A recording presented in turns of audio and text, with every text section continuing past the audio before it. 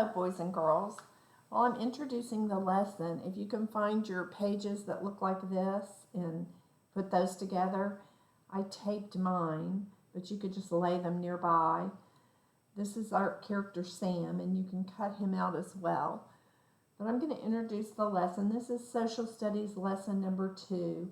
What is a map? You may have already listened to Ms. Brockman read the book that is called On a Map. If not, you could stop and listen to that now or listen to it after we do this lesson.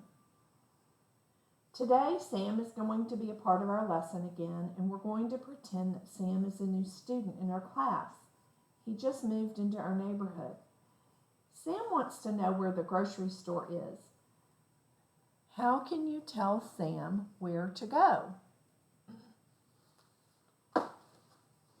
Well, one way that we can tell Sam where to go is to use directional words. We can tell him to go to the corner and turn right, etc. We learned some directional and positional words in lesson number 1. Another way that we can show Sam how to get to the grocery store is to give Sam a map. Raise your hand if you've ever seen a map. I bet some of you have seen a map at the zoo. They handed us a map at the Children's Museum when we went on our field trip. So, what does a map do? Think about that for a minute. Today we're going to learn about maps and how people use them. All right. So if you have your map set out, this is another game you can play with your mom or your dad or your brother or sister. And you're going to put Sam in one spot. We'll start him at the school, and we'll say that we'll do something easy. Sam needs to go to the train station. So you're going to tell him which direction to walk, okay? So that would be, this is so confusing on rights and lefts. I'm going to say the train station is to the right in the picture. We'll just go with that. So we're going to say, Sam needs to walk to the right, and he will find the train station. Okay? Now let's pretend that Sam needs to go to the mountains. We will say that he needs to go down on the map, okay, and past the airport. Okay, so here goes Sam. He's going to go down on the map, which would be south on a map, but we'll just say down. And he's going to walk past the airport and arrive at the mountains. And there he is at the mountains. So you can play this and talk about the different ways. You could say you have to go to the corner and turn left, or you could say you have to cross the street. So try and think of different ways to use your words to get to different places on the map. And this will be a fun game to keep at your house and practice how to use a map. All right. We'll put that to the side, and we need to get our workbook out. We're going to go to the second page in our workbook, lesson 2, all about maps. And it's very self-explanatory, but Mrs. Sweeney will read through, and you can take your time doing this. Number 1 says color the mountains brown. Some of you can even read this. So you're going to take your brown. I'm not sure I have a brown.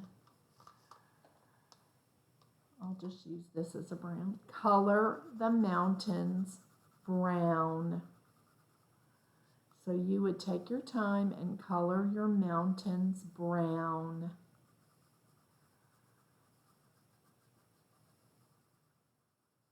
Number 2 says, color the water blue.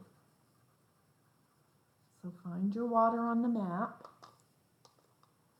way up to the top. And you're going to color your water blue.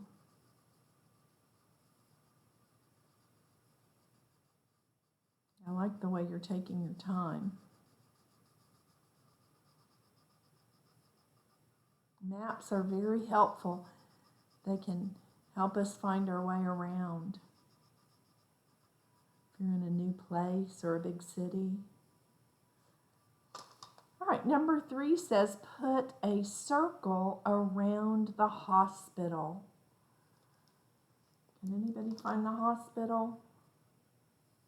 Yes, it's this with the red cross on it. So we're going to circle the hospital.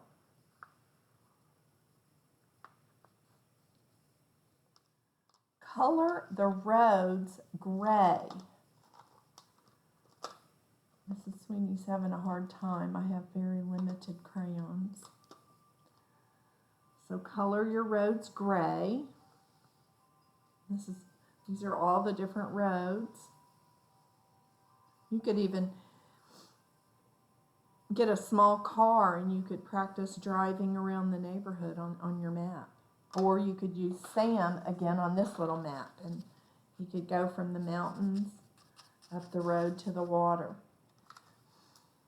All right, if you've colored your roads gray, number 5 says color the land green.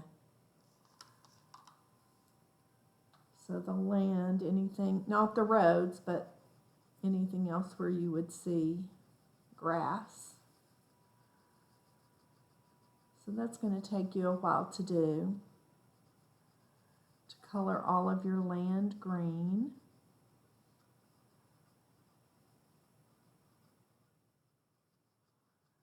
Now your roads are already colored gray, but remember Mrs. Sweeney doesn't have a gray. So this would be green all in here, all around the houses, all around the restaurants and the hotels and the hospital, all around the mountains, and over here by the airport. Oops, I probably shouldn't have done that. That was the runway. So this could be the grass. Mrs. Sweeney made a mistake. Let me see if I can. Uh-oh, I'll have to work on that. That's where the airplanes take off, so it would not be grass. All right. Number 6 says put an X on the house. Here's the house, on the house. And number 7 says follow the roads and draw a path to get from the house to the hospital. Okay, so pick your favorite color. We're going to start at the house, and we're going to go out the road and turn right. And I think we should go past this road because the hospital really doesn't sit on this road. So keep going. And then we would turn right again if you're in the car. And you found your way to the hospital. Very good. Now, let's look at the questions at the bottom of the paper. A map can only be a drawing on a piece of paper. That's a tricky one. Because I've seen maps